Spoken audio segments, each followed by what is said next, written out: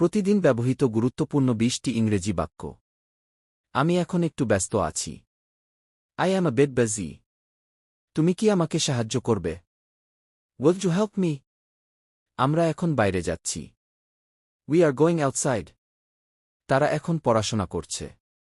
They are studying now. এটা এখন ঠিকভাবে চলছে। It is running well. আমি এখন তোমার সাথে আছি। I am with you. তুমি কি এখন আসছো? Are you coming now? আমরা এখন ক্লাসে আছি। We are in class. তারা এখন অপেক্ষা করছে। They are waiting now. এটা এখন খুব সহজ। It is very easy. আমি এখন সত্যি বলছি। I am speaking truth.